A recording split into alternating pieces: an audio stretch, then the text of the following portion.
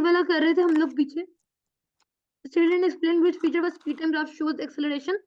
तो कौन सा फीचर है जो कि स्पीड टाइम शो को ग्राफ को एक्सेलरेशन शो कराता है?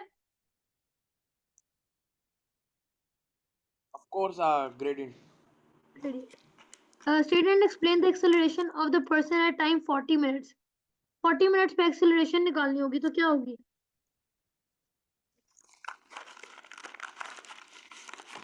40 मिनट एक्सेलरेशन जब निकालनी होगी तो 40 मिनट्स हम लोग यहाँ से देखेंगे। This is 40 minutes. हाँ मुझे पता है। तो यहाँ 40 पे ओवर क्या है? 40 ओवर 40 होगा। 40 और 40 होगा। यस। ओके, फिर तो ये आंसर आएगा 1। 1। हम राइज ओवर रन कर रहे होते हैं, राइज ओवर रन। वाई हम वाई एक्स हम लोग y डिवाइडेड बाय x नहीं करते, हम y minus y1 x minus x1 करते हैं। तो y की दो वैल्यूज लेते हैं, दूसरी value low.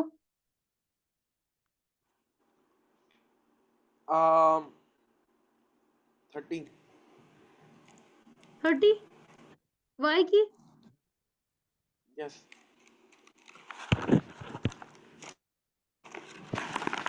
y1 is 30, y is 40, x1 क्या है और x क्या है? x1 एक तो 40 था तो एक 60 कर लेते हैं। कहाँ से आप कर रहे हो? कौन सी वैल्यूज ले रहे हो? इस बार 60 नहीं 50 ले लेते हैं। मैं वहां से बार ग्राफ ले लूं जहां से 40 है ना। अरे हम मैं बार हमें पॉइंट्स बार लेने की ग्राफ जरूरत को नहीं है। ये 40 मिनट्स पे है, हॉरिजॉन्टल लाइन हमारे पास बन रही है। मैं पता हॉरिजॉन्टल लाइन पे ग्रेडियंट क्या होता है? 0। बस इसमें कोई कैलकुलेशंस ये जो हम करते हैं, हम कर्व पे करते हैं, उसमें होता है एक स्ट्रेट लाइन के ऊपर ये इस तरह से लाइन, हम इसका ये कोऑर्डिनेट लेते हैं और ये कोऑर्डिनेट लेते हैं और इसमें से हम लोग निकालते हैं। आपको जब एक पॉइंट बताया है 40 मिनट्स पे आपने ग्रेडियंट देख के बताना है, सिंपल पे चल रहा है, हॉरिजॉन्टल लाइन है तो ग्रेडियंट 0 होगा। भाभी ने कल भी बात समझाई, कल मैंने वीडियो में भी दिखाई। हॉरिजॉन्टल लाइन है, उसकी वजह से ग्रेडियंट क्या है हमारे पास? 0।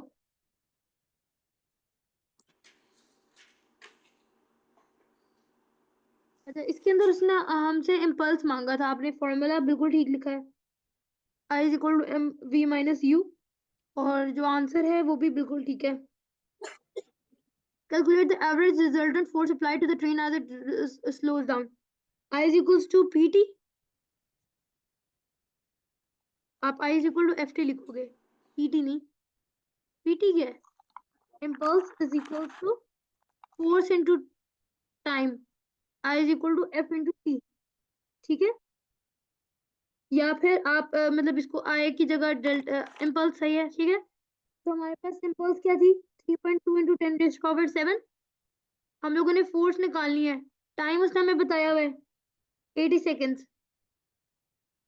80 से मल्टीप्लाई करेंगे, यहाँ पे डिवाइड कर देंगे 80 से, एफ की वैल्यू आ जाएगी। F would be 3.2 into 10 raised to power 7 divide by 80। Answer क्या आ रहा है? हम जल्दी से अपने कैलकुलेटर पे देख के बताओ मुझे। एक बार मैं कैलकुलेटर ले आता हूँ। मैं ला के देती हूँ। मेरे मामा ला गए। इसका आंसर अभी के लिए मैं आपको बताती हूँ, टाइम वेस्ट करने के बजाय। 40,000 हमारे पास आंसर आता है। नहीं, एक मिनट, 1 2 3 4 5 इतने जीरोस आते हैं। इसको उसमें करो, स्टैंडर्ड फॉर्म में करो। हाँ ठीक है मैं कहता हूँ। कैलकुलेटर के बगैर इसको स्टैंडर्ड फॉर्म में करो। 4 मल्टीप्लाई बाय 10 टू पावर 5। और साथ में न्यूटन्स। सी पार्ट में उसने suggest how the shape of the train helps it to travel at high speed. किस तरह से इसको हेल्प करेगा ट्रैवल एट हाई स्पीड करने में, अगर हम लोग जो है एयर रेजिस्टेंस को ये क्योंकि ये शेप क्या थी, ऊपर चलते हैं दिखाती हूँ आपको। ओह इसका स्क्रीनशॉट ले लेती हूँ पहले। तो इसका आंसर जो होगा मैं आपको यहाँ पे लिख के बता देती हूँ कि एयर रेजिस्टेंस जो है विल डिक्रीज। तो वो ज्यादा एक अच्छी जो है हमारी चल जाएगी, ट्रेन अच्छी चल जाएगी।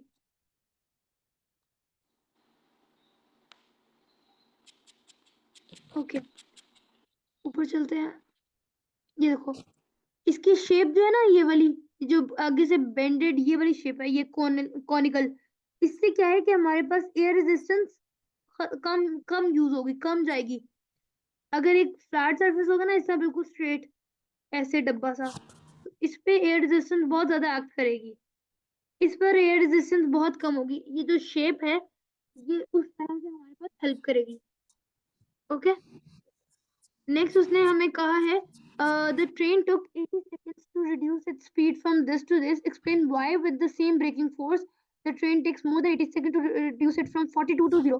यानी कि 84 से 42 में उसने 80 सेकंड लगाए, पर 42 से 0 पे जाते वक्त उसने उसे ज्यादा टाइम लगा। उसे ज्यादा टाइम क्यों लगेगा, इसलिए लगेगा कि there is more air resistance. ठीक है there is more air resistance when the speed is low, when the speed is slow पर। ठीक है इस वजह से it's harder to stop on a wait day। The train travels at a greater distance before it stops along the same track। The train has the same speed of 84 meter before the brakes are applied। ये इस वजह से क्योंकि friction force जो है ना वो कम हो गई है। फ्रिक्शन जो है फ्रिक्शन has been reduced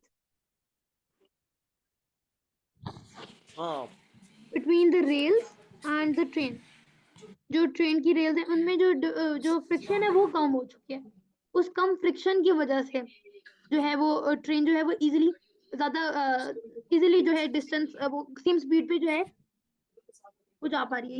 ये रीजन है हमारे पास। क्लियर इसलिए मुझे आइडिया के बुकलेट जो है इसकी जी मेरे पास वो से ओके नेक्स्ट आपने ये वाला किया इज इक्वल टू इस तरह से था मेरा ख्याल है। ये ठीक था। लेस पॉल्यूशन और आपने क्या कहा है does not produce green house gases. ठीक है not reliable for permanent, not available during sunlight। ठीक है describe simple experiment to mark the position of the fixed points on the liquid in glass thermometer। सबसे पहले आपने कहा है एक मार्क के लिए आपने लिखा है place thermometer in ice and when liquid gets stuck at one point mark temperature 0 degree Celsius. ठीक है प्लेस जी place thermometer in ice, in melting ice, not in ice, in melting ice. ठीक है ये चीज लिखना है जरूर। इसका आपको आपने इस पर 3 मार्क्स के लिए अटेम्प्ट किया है। Place thermometer in melting ice, एक ये बात होनी चाहिए थी। ठीक है then place the thermometer in hot boiling water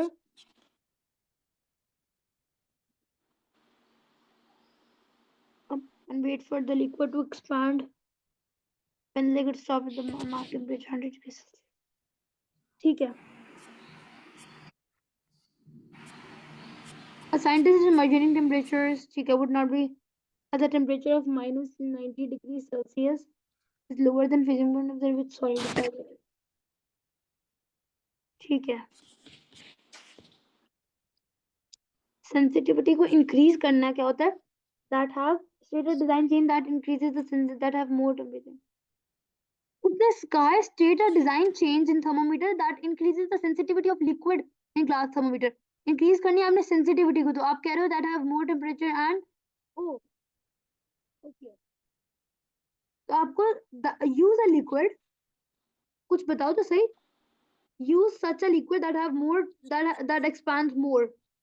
ठीक है use a अगर liquid more expands more that हाँ expands more, ये ज्यादा एक that better expands term है। This is a better term जो हाँ मैंने जिसका लिखी। टेम्परेचर ज्यादा हो ना ऑफ हाँ बट इस तरह से वर्डिंग लिखनी है। और use bigger बिगर ट्यूब नहीं होती, लॉन्गर ट्यूब होती है। बिगर बल्ब होता है उसका। बल्ब तो हमें स्मॉलर यूज करना चाहिए रेंज इंक्रीज करने के लिए। State the property of the liquid when shows that the least scale on a liquid in glass thermometer is linear. इसका आंसर है confused. अच्छा, state the property of the liquid is ensure that the scale on a, अच्छा, ये linear वाली if it expands uniformly, if it expands uniformly with temperature, then that means it is linear. It expands uniformly with temperature. सही है? Moving on. Yes question number 5। यहाँ पर आपने ये find out किया है जो कि v is equal to f lambda 1.2 f is equals to v over lambda। v हमारे पास है 1.2, lambda हमारे पास है 0.36। एक सेकेंड, इसका आंसर इतना छोटा, 1.2 डिवाइड बाय 0.36, 3.3 आंसर आ रहा है। इंटू 10 रेज़ पावर -4 क्यों, कहाँ से आ रहा है? ये कहाँ से आ रहा है? और आपको इसका कोई आपको इस पार्ट के ना आपको शायद 2 मार्क्स मिल जाए। आपने हर्ट्ज लिखा ही नहीं इस वजह से, बल्कि 1 नंबर ही मिलेगा।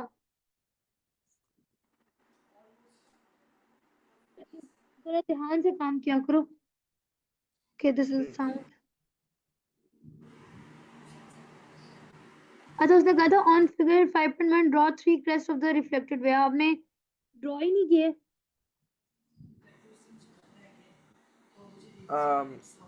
कंप्रेशन, एक सेकंड, ओके ओके सही है। अगर ताज वाला आ गया तो ठीक है, नहीं तो फिर आप इसका ना ये कहते मैं घर छोड़ रही हूँ, तो आप इसका भी दे दीजिएगा मुझे। अरे हम इसको ड्रॉ भी करना था, आपने ड्रॉ ही नहीं किया। इसको कैसे ड्रॉ करते हैं भला? On figure 6.1, complete the path of the ray through the device and show the ray as it emerges from the box. इधर जा रही है, इसके बाद इधर ये जाएगी रिफ्लेक्ट 90 करेगी 90 डिग्रीज पे, फिर ये रिफ्लेक्ट करेगी तो इस तरह ही आईज में चली जाएगी। और ये फिर इसकी आईज में चली जाएगी ऐसे। ठीक है, मुझे लगा कि नहीं ड्रॉ करना, ये देखने भूल गया। आपको क्या लगा? मैंने क्वेश्चन क्यों ना दिखने भूल गए, आता था मुझे।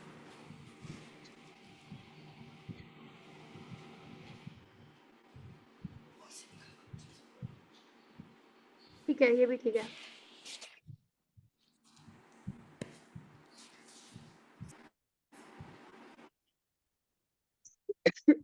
विंटर 2024 42 क्वेश्चन नंबर 1 कैलकुलेट करना है।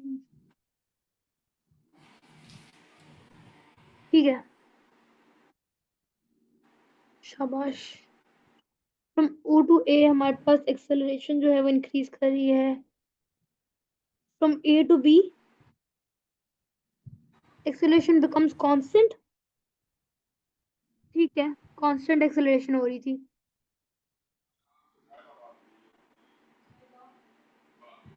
फोर 400 डिग्री सेल्सियस पे आपने ऐसे थोड़ी ना निकाले थे, यहाँ पे एक लाइन ड्रॉ करते तो आपको ग्रेडियंट मिलेगा ना।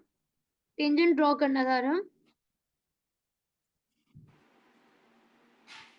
अपने एक लिए 200,000 और 404,000। 404,000 वही पॉइंट ले लिया। मेरे ख्याल से अपने टेंजेंट ड्रॉ या 200 पे 1000 को डस्ट ही करता है वैसे। पर रुको जरा, आंसर क्यों नहीं लिखा? आंसर मेरे लिए छोड़ दिया, मैं लिख दूं?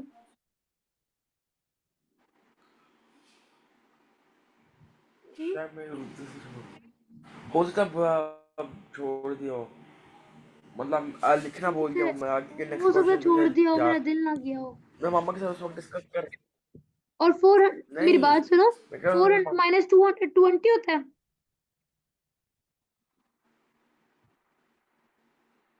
है अरहम? नहीं नहीं क्या होता नहीं, है? वो नहीं होता। 200 होता है, 3000 डिवाइड बाई 200 होता है। लेकिन आपका ये वाला जो कोऑर्डिनेट है ना 200 और 1000 वाला, ये मुझे ठीक नहीं लग रहा। देखो अगर मैं लाइन ड्रॉ करती हूँ टेंजेंट की, तो ये इधर आता है 200 के साथ, इधर आ रहा है। आई थिंक ये क्या बनेगा, दिस विल बी 1000 है ना एक, यानी इसके दरमियान वाला 500 होगा, तो ये 600 होगा। दिस पॉइंट इज 600, तो आपको पॉइंट लेना चाहिए था 200, 600। 200, 600 लेते हैं।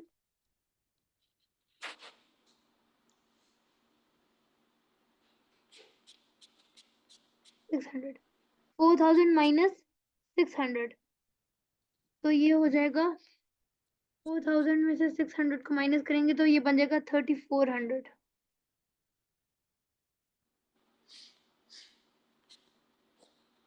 ये इससे कैंसिल हो जाएंगे, डिवाइडेड बाय तो हमारे पास आंसर आ जाएगा 17। 17 मीटर पर सेकेंड स्क्वायर जो है ये आंसर होगा। ओके, समझ आ रही है बात की? ओके।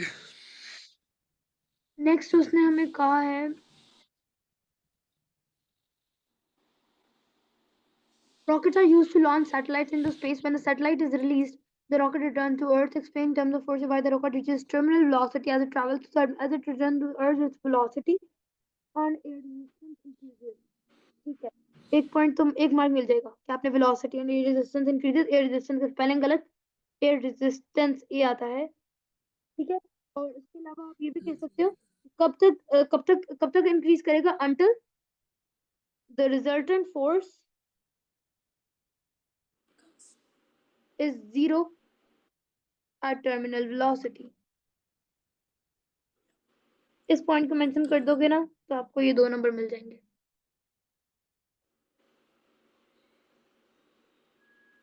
सही हो गया? जी। नीचे चलते हैं।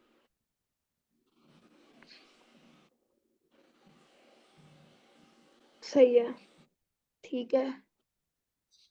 ये एक सेकेंड और हम आपने फिर से एक अदद बेवकूफी कर दी है। I is equal to F into T, 1.9, 5 into 10⁻⁻⁴ क्या होता है? जरा जल्दी बताओ मुझे। हाँ, 0.00005। 3 जीरोस आते हैं और आपने कितने लिखे में? 2। जी, तो आंसर क्या हो गया आपका? गलत। शाबाश, गलत हो गया। 0.0005 है और आपने यहाँ पे गलत किया है। तो 1.9 डिवाइड बाय 0.0005 करोगे तो आंसर आएगा 3800 न्यूटन। देखो जरा, आपको 0 मार्क्स मिलने हैं इस पार्ट पे। बस आंखें आपने इसमें कोई आपको ये सब कुछ आपको आता था, आपने खुद ही मुझे आंसर बताया ना, बस अटेंटिव नहीं हो आप, या आपने जब पेपर करते हुए अटेम्प्ट करते हुए बस खत्म करने की है। टाइडल और न्यूक्लियर, ठीक है, कोई भी ऐड कर सकते थे। तो न्यूक्लियर से बेहतर वैसे ये नहीं है, आप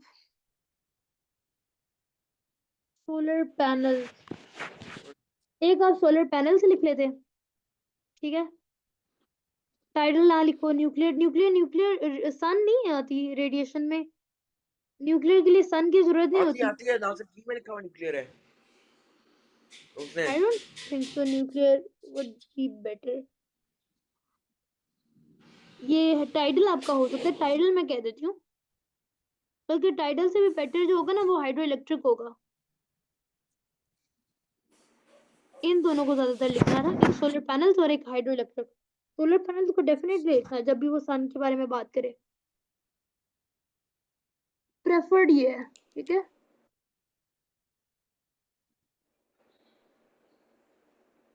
Okay, E is equals to half mv square. Shabash. This is correct.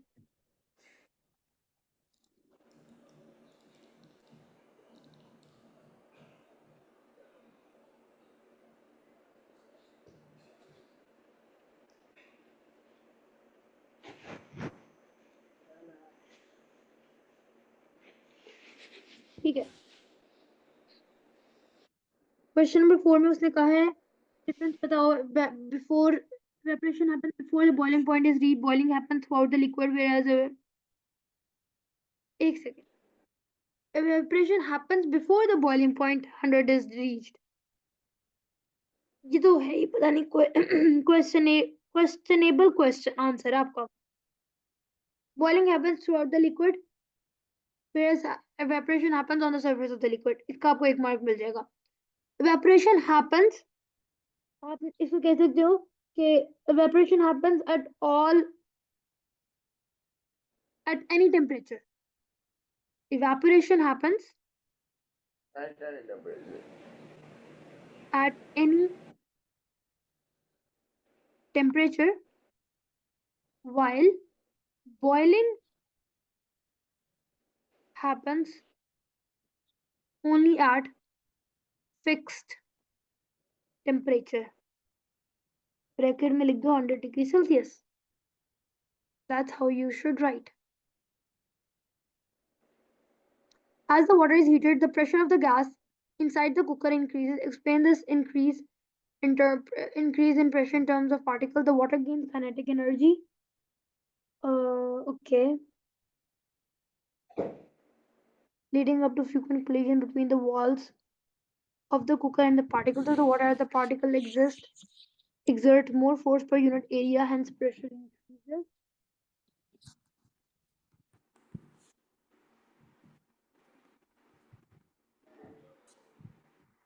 As the water is heated,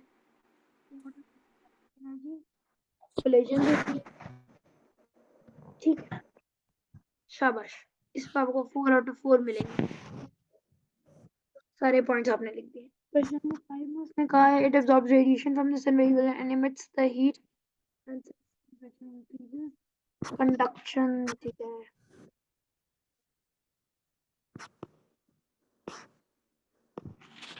Viewers.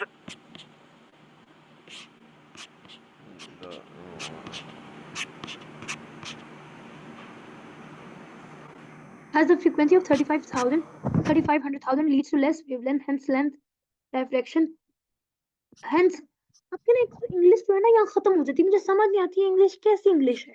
आती कीवर्ड बस लिख के ना उसके बारे में उसको. hence आपने कहा as frequency of 3500 hertz leads to less wavelength, hence less diffraction, hence less diffraction occurs. कुछ ना कुछ मेंशन किया करो, पता तो चले क्या मतलब आपकी क्या हो रहा है. और सबसे पहले मैंने कहा था आपको जब भी आपने इस तरह का पॉइंट लिखना होता है, सबसे पहले आपने पहला पॉइंट जो लिखना है जिसका आपको एक मार्क मिलेगा, ये जो है large diffraction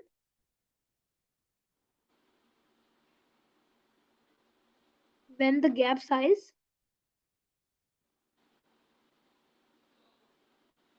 is similar to wavelength.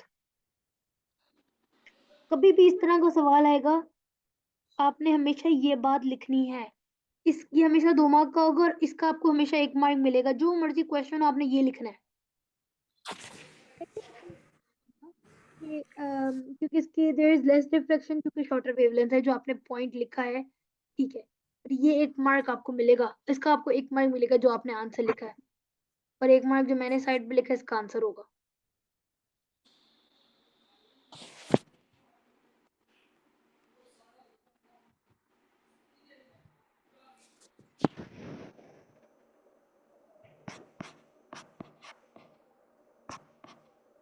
ये तो नहीं अब आपको भूलने वाला question.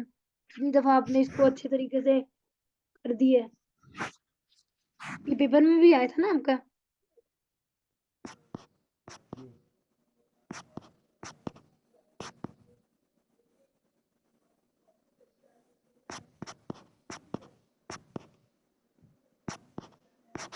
amplitude of sound wave is more for seabed than fish. इससे better आप लिख सकते हैं, the amplitude of fish is smaller. But ठीक है, this is okay. को marks मिल जाएंगे तो that's why it's okay.